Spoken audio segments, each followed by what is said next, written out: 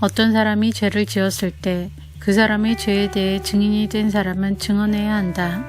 만일 증인이 되겠다는 선서를 하고도 보았거나 알고 있는 것에 대해 증언하지 않으면 그 사람의 죄가 증인에게 돌아갈 것이다. 누구든지 깨끗하지 않은 것, 곧 깨끗하지 않은 들짐승의 주검이나 깨끗하지 않은 가축의 주검이나 깨끗하지 않은 길짐승의 주검을 만졌으면 그 사실을 몰랐다 하더라도 그는 깨끗하지 못하며 죄가 있는 것이다. 사람에게서는 깨끗하지 않은 것이 많이 나온다. 어떤 사람이 다른 사람이 깨끗하지 못한 것을 만졌을 때 그가 몰랐다 하더라도 알게 되면 죄가 있다. 어떤 사람은 아무 생각 없이 맹세를 하기도 한다.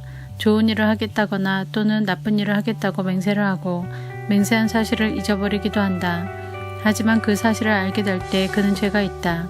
아무리 생각 없이 맹세한 것이라 하더라도 이는 여호와 앞에서 맹세한 것이기 때문이다.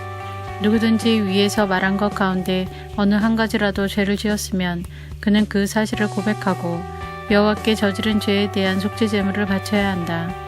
속죄 제물로는 암양이나 암염소 한 마리를 끌고 가서 바쳐라.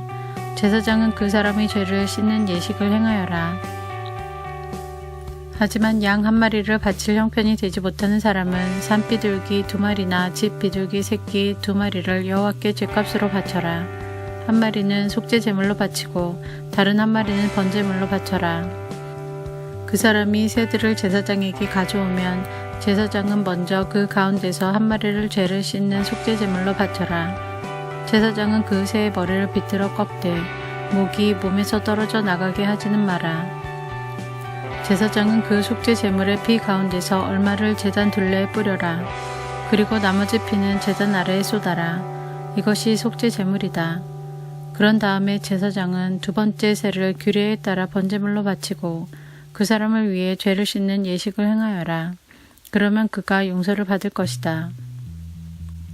하지만 산비둘기 2마리나 집 비둘기 새끼 2마리도 바칠 형편이 되지 못하는 사람은 고운 곡식 가루 10분의 1 에바를 죄를 씻는 제물인 속죄 제물로 바쳐라. 그것은 속죄 제물이므로 가루에 기름을 섞거나 향을 얻지 마라. 제물을 바치는 사람은 그것을 제사장에게 가져가거라. 제사장은 전체를 바쳤다는 표시로 그 가루를 한 줌 쥐어서 불에 태워 바치는 화제물과 함께 제단 위에서 태워라.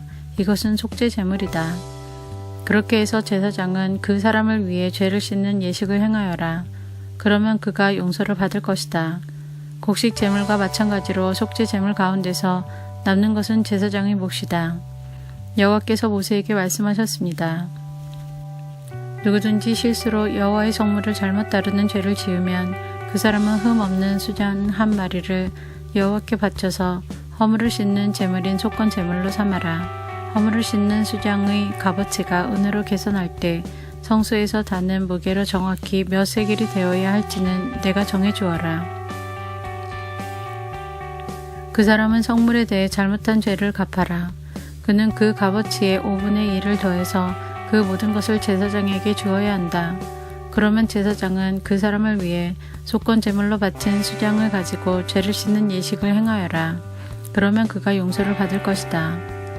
누구든지 여호와께서 하지 말라고 하신 일을 해서 죄를 지었으면 그가 그 사실을 몰랐다 하더라도 그에게는 허물이 있는 것이니 그는 자기 죄값을 치러야 한다. 그는 제사장에게 내가 정해준 값어치의 허물을 씻는 속건 제물을 가지고 가야 한다. 그 제물은 속건 제물로 알맞은 흠 없는 수장으로 하여라. 제사장은 알지 못하고 저지른 그 사람의 잘못을 씻는 예식을 행하여라. 그러면 그 사람은 용서를 받을 것이다. 그는 여호와께 잘못을 저질렀으므로 속건 제물을 바쳐야 한다.